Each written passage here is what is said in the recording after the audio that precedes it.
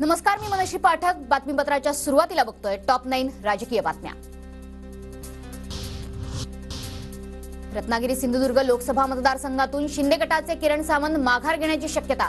किरण सामंतांकडून आधी माघारीचं ट्विट, नंतर tweet delete. Ratnagiri Sindhudurg Lok Sabha मतदारसंघासाठी नारायण राणेंना उमेदवारी घोषित होण्याची शक्यता.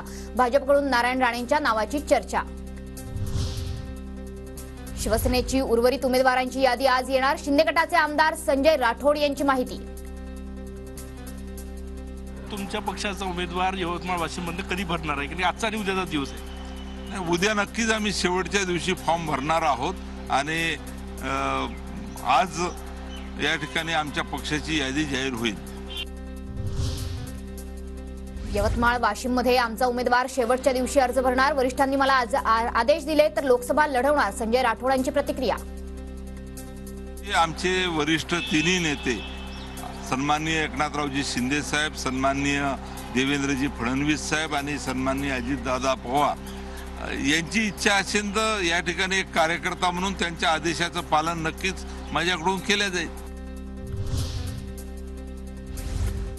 जळगावातून भाजपला मोठा धक्का बसणार. भाजपचे खासदार उन्मेष पाटील आज ठाकरे गटात प्रवेश करणार.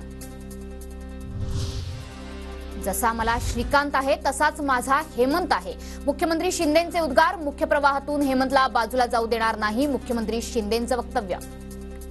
मुख्यमंत्री साहेबांना एकच आम्हाला आश्वासन दिलं आहे, जसा माझा श्रीकांत आहे तसे आमचे हेमंत भाऊ आहेत.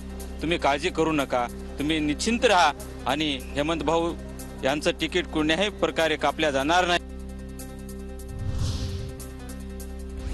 उमेदवारी जाहीर झाली होती, मात्र काही चर्चांमुळे कार्यकर्त्यांमध्ये नाराजी. मुख्यमंत्र्यांशी सकारात्मक चर्चा झाली. आज संध्याकाळपर्यंत निर्णय येईल. हेमंत पाटलांची प्रतिक्रिया.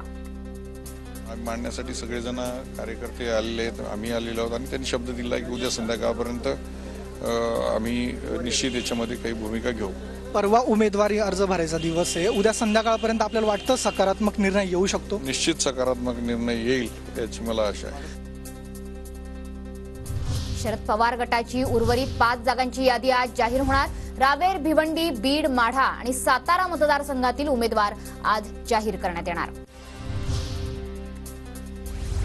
3 जागांसाठी मुख्यमंत्री शिंदेंच्या वर्षा निवासस्थानी बैठका. नाशिक, हिंगोली, यवतमाळ, वाशिमबाबत चर्चा. भावना गवळींच्या उमेदवारीबाबत साशंकता कायम, तर हेमंत पाटलांच्या हिंगोलीच्या जागेबाबतही बैठक. सूत्रांची माहिती.